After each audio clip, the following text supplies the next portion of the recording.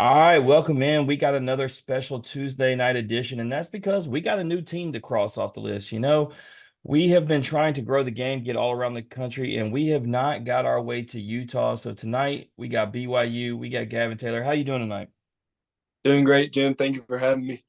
Absolutely, man. It's our pleasure. Like you said, get a chance to talk to a guy, get your story, coming from out in Cali, playing in Utah. And so before we do all that, though, we want to break the ice. I wanted to talk to you because you're a catcher. I was just at Globe Life covering the college baseball series. Hagen Smith, Arkansas pitcher, throws 17 strikeouts and 18 batters. When you're a catcher and you're getting to catch for a guy who's in a groove like that, just man, how much fun is it? Oh yeah, it's an unreal feeling. You're just out there and you're just feeling all the energy from the crowd and the game and just everything's just flowing the right way for you. And it's just, it's great having that connection with your pitcher, and especially when he's striking out almost every batter he faces, there's nothing else really like it. Yeah, and I mean, I think catcher is the best position in baseball. I think it's the hardest one, especially if you're catching elite pitchers. But it's the most rewarding because if your guy's on, man, you get to have the best seat in the house to a guy that's absolutely shoving, dealing and doing what he was doing. And so I love the catcher position, and I love every time we have a catcher that's on. So like I said, we'll get into all that, but let's find out a little bit about you on the icebreaker section about, music, man. Who's your go-to musician right now? Right now, probably Luke Combs. His voice is just next level. I mean, all his songs. He got some, easygoing songs. He's got some like real songs that'll get me going. But he's just kind of whatever I'm feeling, he's got it. So you say get you going. If you were to have to sing karaoke, are you going Luke Holmes or are you going a different route? Shoot, I got to go Luke Combs. I know a lot of his songs by heart, and I can really get into some of I feel you. I feel you. I'm trying to sing whatever I can get the crowd to engage with so they can cover up how bad I sing. So them. whatever's popular, that's where I'm going. Oh yeah.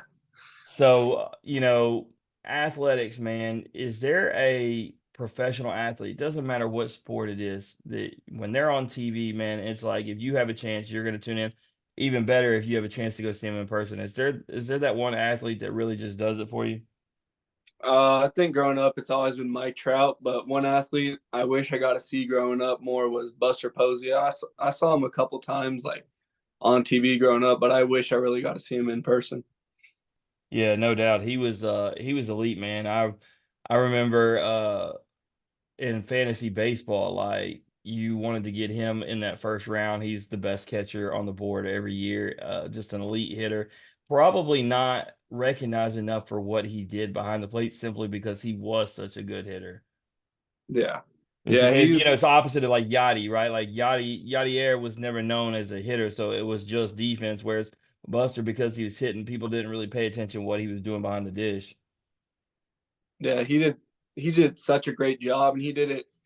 He was one of the best players in baseball quietly. He wasn't real flashy or anything like that. He just did the job and did it really well.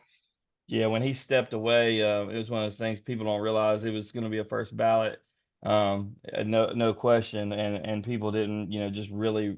I don't think people really just realized how good he was, but definitely somebody that was good to follow. But speaking of good to follow, man, we're going to get into your story. For those that don't know, where exactly are you from?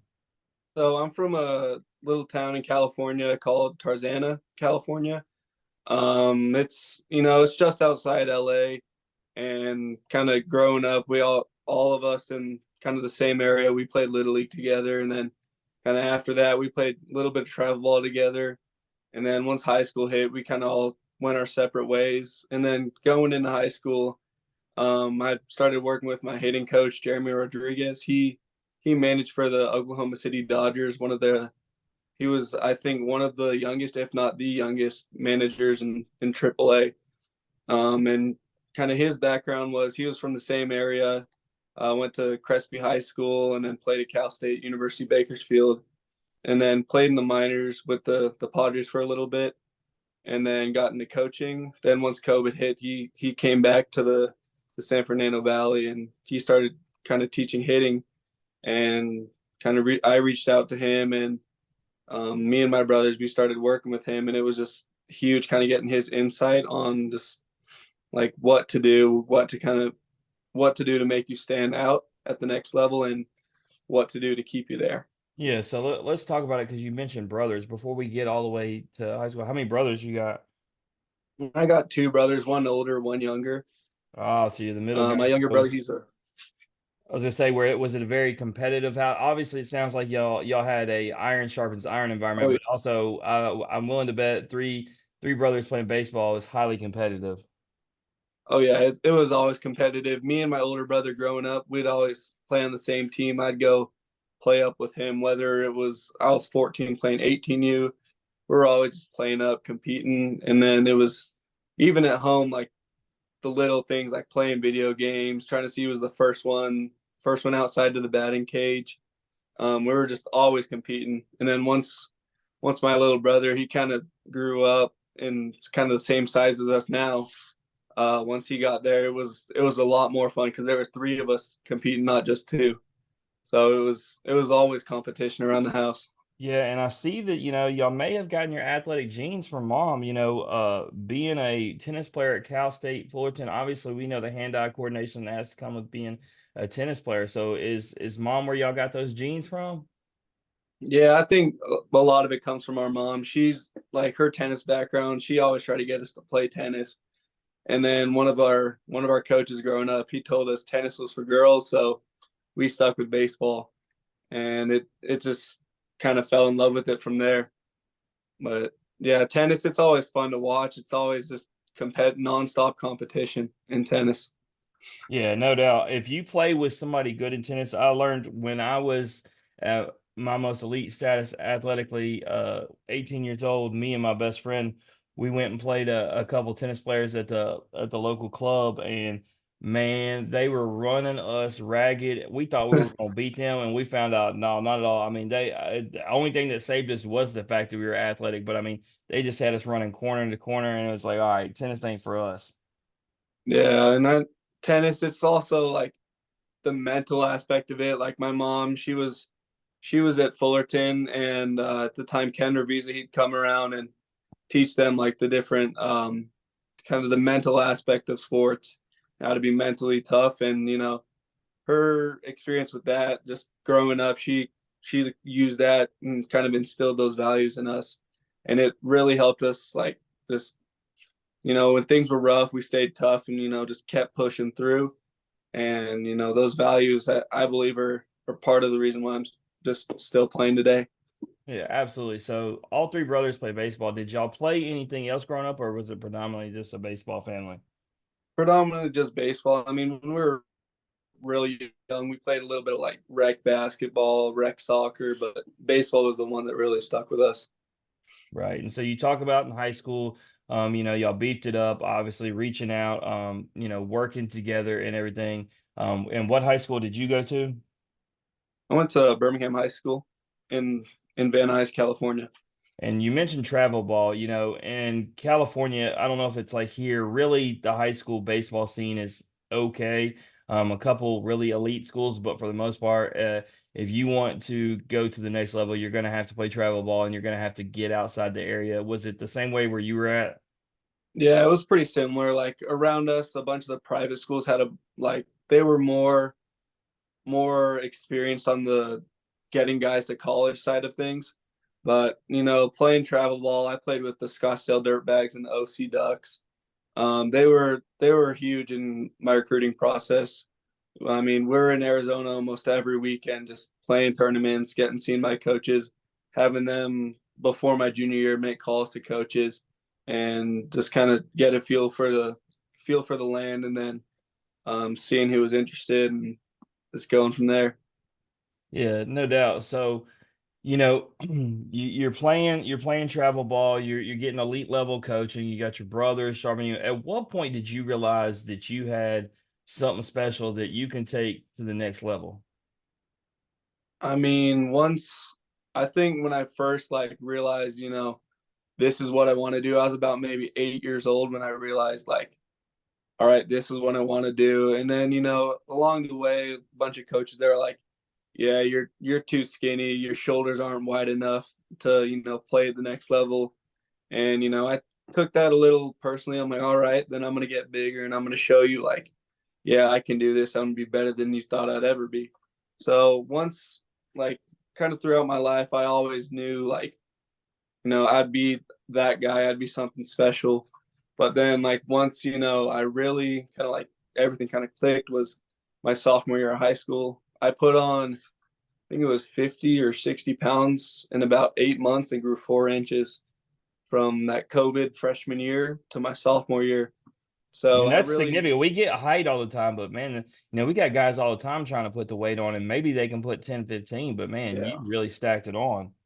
Yeah, I mean, I was eating every day. I was in the kitchen. I mean, freshman year, I was 5'10", 120 pounds. And, I was at that time, I was a pitcher. I was throwing 87 off the mound. And I was just like, I got to put on weight. I'm too skinny. I just got to get bigger to be able to compete at the next level. And, just every day I was in the kitchen. I was eating a lot, lifting weights, taking, protein, creatine to help the weight stick, and it eventually started to stick. And then come my sophomore season, first game I hit a ball probably 420 feet, and that time I was like, well, the weight helped me hit bombs, so I guess we're gonna keep it on. Absolutely. Yeah. So when you start talking to schools, are you getting approached right out the gate by a lot of them, or is it one of those things that kind of started slow and then gradually picked up? How did it work for your process? Yeah, so it started pretty slow. Couple like lower level mid major schools were reaching out, and then the summer going into my junior year of high school, that's when it kind of started to pick up. I was talking to about two coaches every day, just keeping in touch, letting them know like where I'm at with things. And then going into my junior season, I committed to University of Nevada, Reno.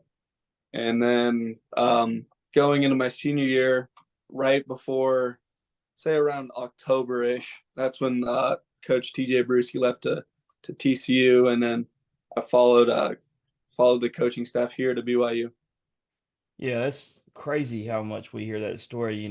Coaching staff leaves right before you're fixing to go somewhere, and so Yeah, you got to decide what you're going to do. Are you going to stick out that commitment, or you're going to change somewhere else? And it's really hard when the coach that recruits you, leaves. That's what your expectations are. But obviously, I don't know too much about Nevada Reno, but I don't hear about them the way I would BYU. So it feels like you definitely went to a more upper echelon program. And then I see y'all stadium all the time. Let me oh yeah. ask you, is it look just as good as it does on picture or even better? I mean, it's even better. The mountains. I remember my first time here. We have mountains in California. There, I used to think they're pretty big. We got here. I didn't think the mountains were real. They're just unbelievable. And right now we got some snow on them too, so it's just beautiful out here. Nice. Well, before you got there, obviously, man, you had a big summer playing summer ball. You batted 333 with a 504 OBP. Man, home run six, 28 RBIs, and we're talking about a summer league. We're not talking about a whole long season.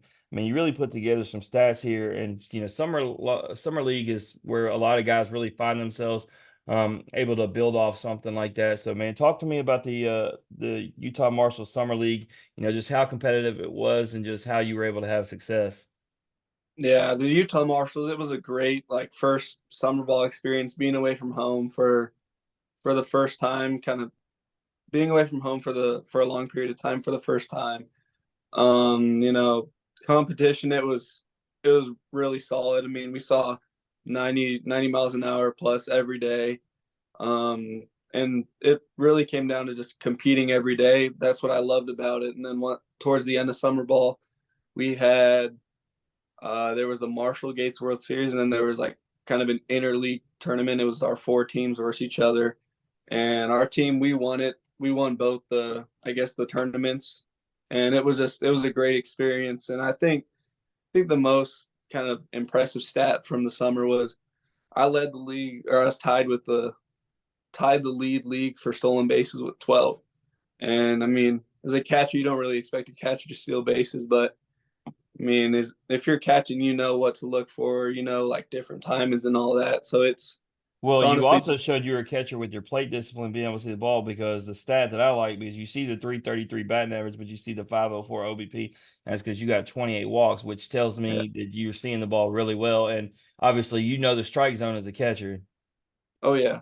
Yeah, walks are kind of the difference between winning and losing in a lot of games because walks can really put a team away. They're a momentum killer for the other team, and they just give our team a lot of momentum as we go later in the game. Yeah, so I mean, you really killed it, which gives you the momentum. So when you step, foot on BYU campus, you've got to be feeling a little bit more confident, right? If as opposed to if you didn't have that summer league, because you're like, okay, I'm really ready for everything they're going to bring at me, because like you said, you were playing against top-notch competition every day. So really gave you a sense of confidence, I imagine, when you got there. Yeah, I mean, I felt like I really belonged. Felt like I'd be a real key factor, key player. It's just summer ball. It's kind of gets you ready for what's to come in the fall, and I mean, it's I just love competing every day. That's the beauty of it. So talk to me about the fall, talk to me about, because I don't get to see, much BYU, and our listeners, we're predominantly SEC. We get a lot of East Coast, West Coast here lately, trying to really grow it out. So, talk to us about BYU in the fall. Tell us, what the team looked like. Tell us some dudes that really stuck out, whether on the mound or, swinging it. Yeah, so this fall we'd scrimmage around 2 to 3 times a week. We had a couple guys that we had a freshman. He was a couple freshmen, 95, 96 miles an hour, and we have a couple juniors, seniors that are around low to mid 90s. So it's really awesome to see guys like that, and then get to compete and hit against them every day. So in the lineup, man, talk to me. Like, is you got some guys that are leaving the yard regularly? What we got? Yeah, we got a couple big boys that swing it well. We've had guys put balls around 450 to maybe 480. No, and I've hit a couple balls. We around our field where we have the Marriott Center right behind our field, and it's like a street. We have a sidewalk street and another sidewalk, and there's a little bit more cement than there's steps. I hit one off the steps, so that was a lot of fun going into our first trip. Nice. So, obviously talked to you before the show, the playing time's been limited, as a freshman, you're just waiting for the opportunities you get and making the most out of them. But I'll tell you, we talked to a lot of guys.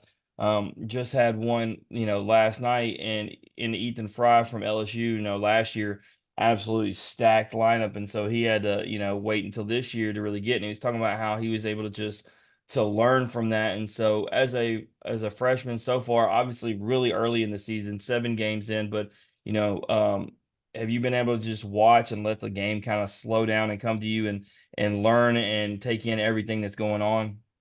Yeah, I mean, just watching the game, it's just you sit there, you realize it's just the game. It's simple. The simpler you make it, the easier it is, and the slower the game goes for you. And I mean, for me, it's always been the simpler I keep it, the better I do. And I'm just whenever I get the opportunity, I'm excited. And I'm gonna go out there and I'm gonna do the best I can, and I'm gonna give our team the best chance to win. Yeah, no doubt. So, you know, um, season you start 2-5, obviously not ideal. You look at them and you got some games where y'all put up a lot of runs, and you got some games where y'all put up no runs. So it seems like probably a lack of consistency for what y'all would like to see, from the team, something that y'all might be able to fix. You got Gonzaga coming to town. What has been coach's message, going into this weekend? Like I said, it's early. You would rather get punched in the mouth early, learn from Yeah, it. So what has he said going into this weekend as y'all are fixing to host a big series? yeah, we're our coaches. They've been consistent with us. I mean, since we got back from the trip, we need to have more tough at bats. With 2 strikes, we can't give in. We need to, just fight our ass off. Fight our. Sorry, can't say that. No, you Uh, can. You're good. yeah, yeah. I don't want to get in trouble over here though. Our coaches, they're real consistent on having us take tough at bats, fight our tails off once we get to 3-2 counts. Still treat it like a 2-2 count. Keep fighting the whole time. And honestly, we just once our at bats, we just have tough at bats, have team at bats. We're going to be in a lot better place. Yeah, so when you get these opportunities, are we thinking, you'll be behind the dish, or is it going to be pitch hit situations? Is it DH situations? What are we looking at? Because I'm not there to see the competition with you Yeah. behind the plate. I think it'll be a mix of both, just depending on the situation. I think it'll start out with mostly pinch hit opportunities, and then just from there, hit my way into the lineup.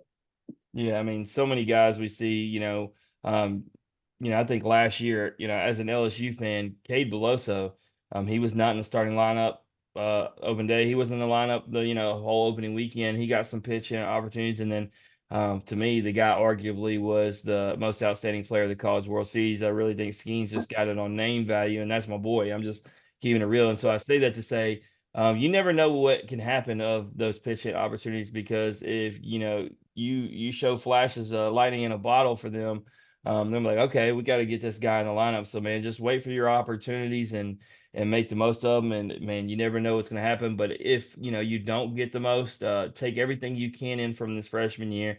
Like we've talked to all these other guys, man. Just take note of everything, and it's ultimately made a lot of those guys better players. So definitely don't get down on yourself. It's freshman. It's one of those things that may just be a slow process getting yourself in, but um, I'm gonna be rooting for you, man. Paying attention, seeing if you can get in there, and definitely let me know if you do, or if you know ahead of time, so I can pay attention. But with that, man, we're gonna play a game called This or That. We play with every guest. You down to play? All right, of course. All right, This or That is brought to you by Chinook Seedery. If you are listening to this show, hopefully our man Gavin's going to be set up as an ambassador soon, because BYU does not have one. So you'll be able to get your seeds from him. 8 flavors, mild to wild, the best in the game. Less salt, no sandpaper tongue. But with that, questions are simple. Give you give you two options. You choose one option or the other. You don't say neither, or you don't say both. Always start with the easy question: chicken or beef tacos? Got to go beef tacos. All right, you going beef or steak? We got to go steak. Got to be fancy. It's always steak. That's why we go ahead and do the first round first. If we just throw steak in there, it's over. Oh yeah. All right. Weird question, but we love it. People argue about it. Liquid soap or bar soap? I got to go liquid soap. I always tell people liquid soap doesn't clean your body 100%, and they're like, "Really?" And I'm like, "Nah, I didn't even try it on you. I just had a sneaky suspicion I wasn't gonna be able to get you with it." Oh no. All right. Would you rather throw out a base runner or get a hit? Rather throw out a base runner. Really gets the crowd going. Legit catcher right here. That for me, I love it, man. Gonna do that. Now, if I'd have been like, hit a home run, it might have been different. But we Oh just yeah. talk about a routine single versus throwing somebody out. I'm pretty sure you'd rather throw somebody out. Oh yeah. All right. Would you rather go to a costume party or a pool party? Pool party for sure. So with that, being where you're at, how many months a year do you know? Yeah, you may not even know this yet, but how many months a year do they actually get like warm enough weather to go swimming?